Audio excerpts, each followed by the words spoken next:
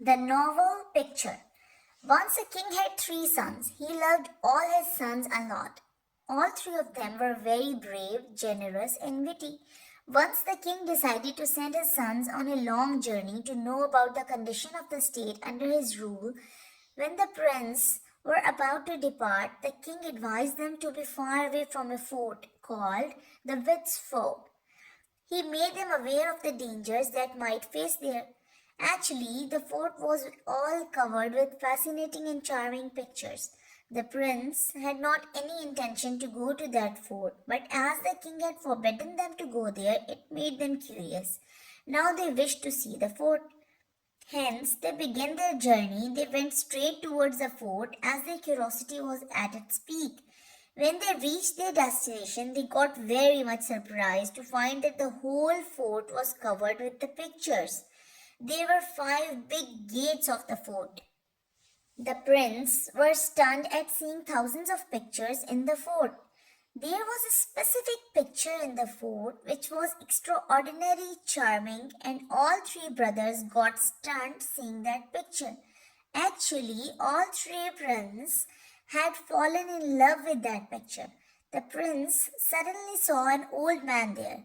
They asked him about the picture.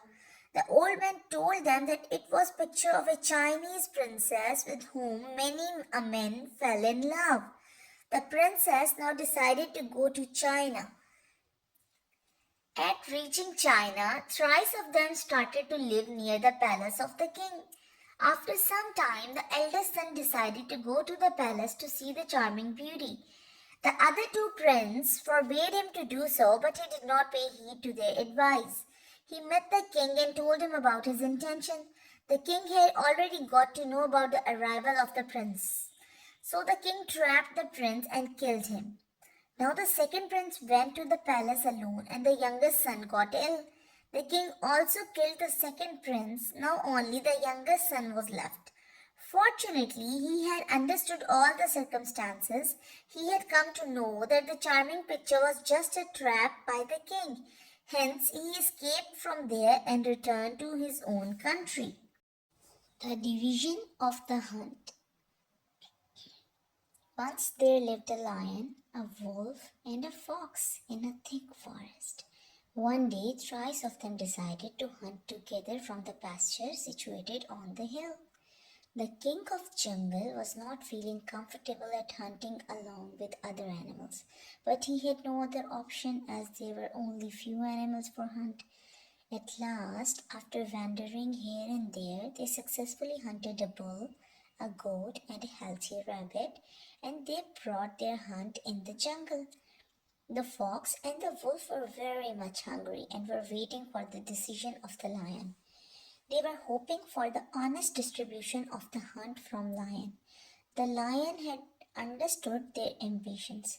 He had planned to eat the whole hunt, so he smiled and said to the wolf, according to his plan, "Oh, Mr. Wolf, I want you to divide the hunt."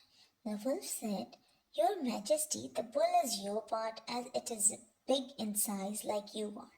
The goat will be mine because it is medium in size like me, and the rabbit will be fox's as it is little in size like fox." As the lion heard it, he got furious. He attacked the wolf and killed him for his misconduct. Now he turned towards the fox and said her to divide the hunt. The fox had seen the wolf's horrible end, so she very humbly said, "Your Majesty, the fat bull will be your breakfast, the goat will be your lunch, and the rabbit will serve as a starter for your dinner." The lion got very happy to hear this, and he said in a low voice, "Mr. Fox, I like the way you divided the hunt. Tell me, where did you learn to divide the hunt justly from?" The fox replied, "Your Majesty, I learned it from the ill fate of the wolf, to whom you tore into pieces a bit before." The lion liked the humble attitude of the fox a lot, and he gave a big piece of flesh to the fox to eat. The Sultan's Magnificence. One night, as Sultan Mahmud Ghaznavi went out of palace for a walk, he encountered a band of thieves. The thieves failed to recognize Sultan and they asked Sultan, "Who are you? And what are you doing here?" Sultan replied, "I'm one of your fellows." One of the thieves suggested to tell about their qualities first and then to decide as who was the most capable among them. All of them agreed. One of them said, "All my abilities and qualities are hidden in my eyes. To whom I won't see even in dark, I can recognize him in the morning light too." The second thief said, "My unique qualities are hidden in my ears. When I hear a barking dog, I understand what he is saying." The third thief said, "All my abilities lies in my arm. I can even drill with my arms and make holes in anything." The fourth said, "My qualities are hidden in my nose. I can tell how much wealth is hidden inside ground, even smelling it only." The fifth one said, "My ability is in my hands. I can throw an arrow above on the top of a hill." When all the thieves had told about their qualities, they asked Sultan, "Now you tell about your qualities." Sultan replied, "Actually, my qualities are hidden in my beard. The culprits are released due to my beard." The thieves asked him to explain it further. Sultan said, "When the caught culprits are handed over to the executors, I move my beard and the executors release them." The thieves got very much impressed and declared Sultan as their chief. After that, they all went together for a theft. Sultan led them all towards the royal palace. They heard a barking dog near palace. The one who could understand the dog's language said, "The dog says the Sultan is among us." Another thief said, "It's a widow's land and there is a hidden treasure in it." Then the expert archer managed to make a way up above the wall and the driller dug a hole. The thieves stole a large amount of jewels, coins, and expensive cloth and then hid all the luggage at a faraway place. On the other hand, Sultan had memorized all the names and appearances of the thieves. He had also memorized all those places where they used to hide. After that, he managed to return to the palace. Next day, he narrated the whole incident to his courtiers and ordered his soldiers to arrest all the thieves. The soldiers at once acted upon the orders and brought the thieves in handcuffs before Sultan. Now the thieves were in handcuffs and were trembling with fear. The thief whose qualities were in his eyes recognized the Sultan. He had now come to know that it was Sultan who was our chief last night. He went near Sultan and said, "Your Majesty, we all have shown our qualities. Now it's your turn to show your quality. Kindly move your beard and make us release." Sultan had understood that the thieves had learned a lesson now, so he forgave all of them and released them. The famous generous. Once there lived a man in Tabriz named Badruddin Omar. He was very famous for his generosity. The strangers and the poor used to lend money from Badruddin. He never refused anyone and always fulfilled everybody's need. Those days, an old man became very poor. He had once borrowed 1,000 coins from one of his friends, but he was no more able to return the amount. When he did not find any source to return the loan, he decided to take help from Badruddin Omar. But when he reached Badruddin's house, he came to know that he had died. It was such a shocking news for the old man that he began to cry and then got unconscious. To see that, people gathered around him and sprinkled some water on his face to make him conscious.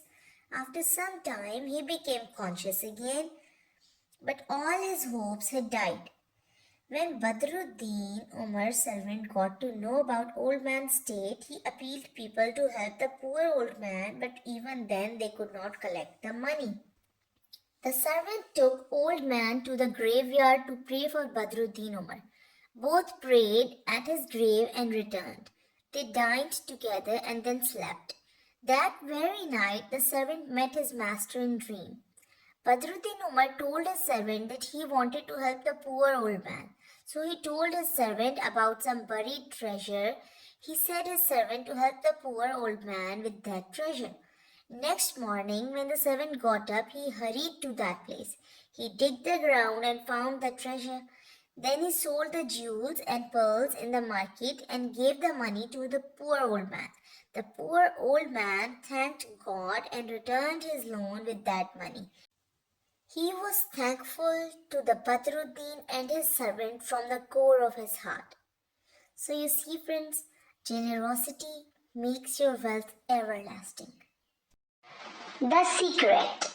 Long time ago, the king of Tirmiz named Sayyid had an urgent piece of work in Samarkand. For that, he was in search of such an agent who could reach there within 2 or 3 days. Hence, a royal proclamation was made that an agent is wanted who could ride the king's fastest horse and reach Samarkand as soon as possible. It was also said that he who would return successfully would be rewarded. There lived one of the Sultan's clowns in a village named Dalqaq. When he heard the royal order, he set out for Tirmiz riding on his best horse. When he reached palace at midnight, all in an untidy state, he requested to see the king immediately. On his sudden arrival, there rose a wave of uneasiness and suspicion in the palace. People began to say that the clown had definitely brought some news for the king. Rumors began to spread that some calamity was approaching. Some people began to cry and the others began to mourn.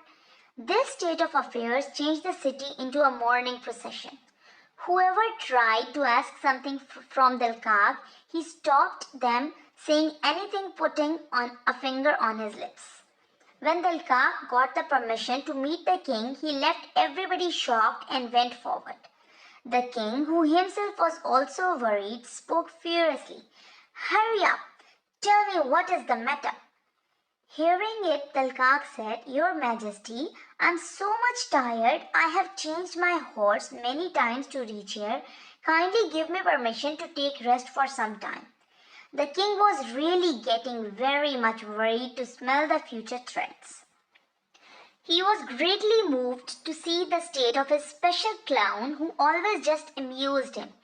It was almost impossible for the king to hold on now, hence he shouted, "Tell me now, what is going on? Who compelled you to come here in this state and why are you in such miserable condition?" Dalqaq spoke at last. "Your Majesty, I have come to know through royal proclamation that you will heavily reward the person who will complete his journey to Samarkand within 3 days."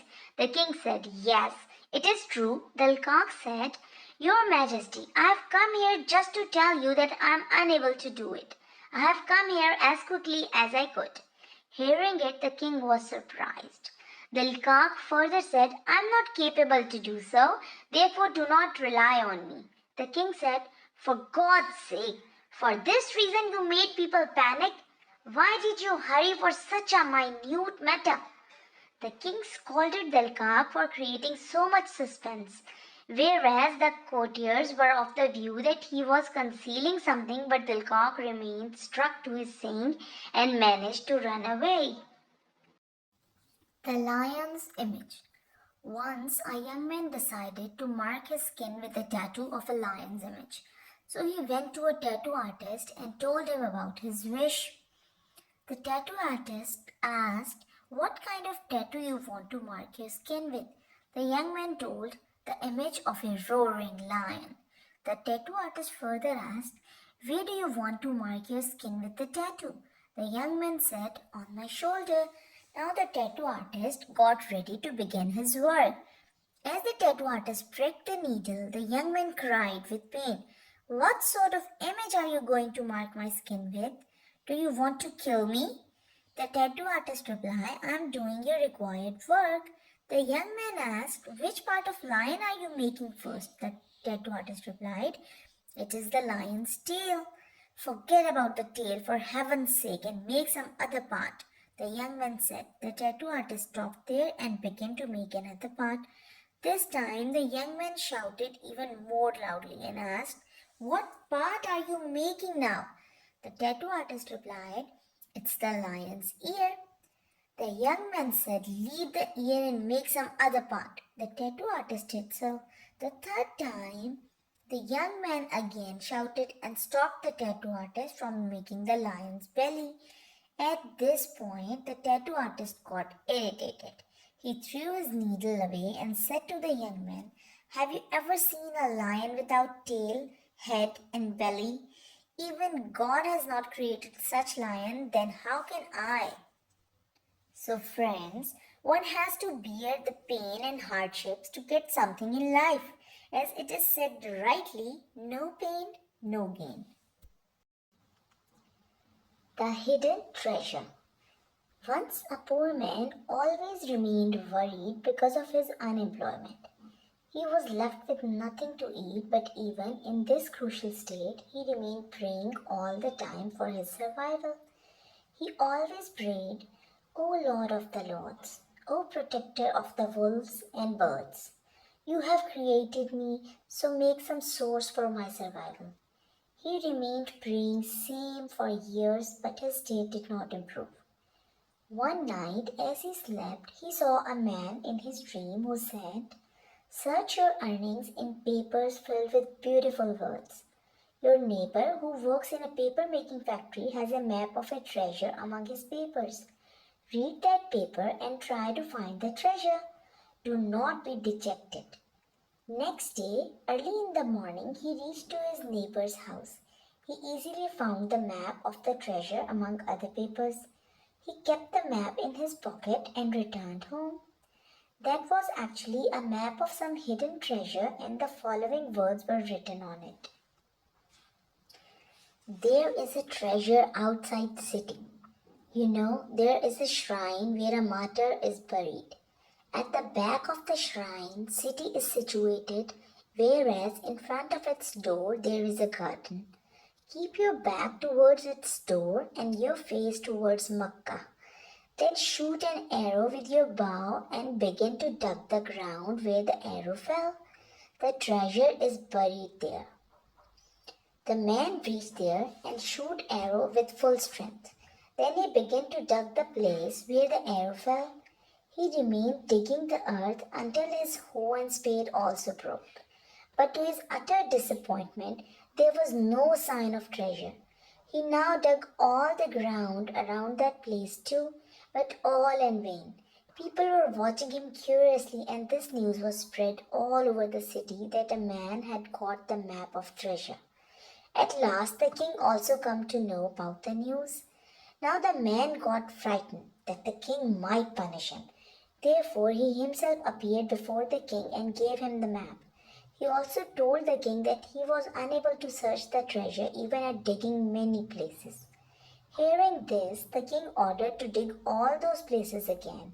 Many arrows were shot, and all those places were dug, but all in vain. Therefore the king got raged and threw the map toward the man, saying, "It is for a person who is idle and good for nothing. It is not something for those who have their duties to perform." The dejected poor man returned to his home and began to pray. Suddenly he heard a voice. "You were instructed to put your arrow in bow. Now to shoot with your full strength. Shoot your arrow as slowly as you can." The man shot the arrow slowly this time, and the arrow fell in his feet. As the man began to dig the ground, he found the treasure in no time. He got very happy and began to lead a prosperous life.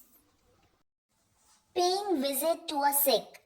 Once there lived a partially deaf man. One day he came to know that his neighbor was sick. One of his friends advised him to pay a visit to the sick. The deaf replied, "I can hardly listen to someone. If I go to see him, how will I communicate? Moreover, if he is actually sick, he would not be able to speak in clear voice. Resultantly, it will be difficult for me to understand his conversation." But his friend insisted him to pay a visit, so he went towards his house. On his way to the patient's house, the deaf thought, "I will judge the patient's conversation from the movement of his lips. When I will ask him, 'How are you?' he will surely reply, 'I am fine.' I will say, 'Thank God.' After that, I will ask about medication. When he will tell about his medicine, I will say, that's a good medicine for you. Then I will ask about his doctor's name. After his reply, I will appreciate the doctor by saying that he is a very qualified doctor and the patients get from him what they hope for. The deaf at last reached to the patient's home and began to ask the same questions one by one. How are you, my friend? He asked. The sick replied, don't ask, I'm dying.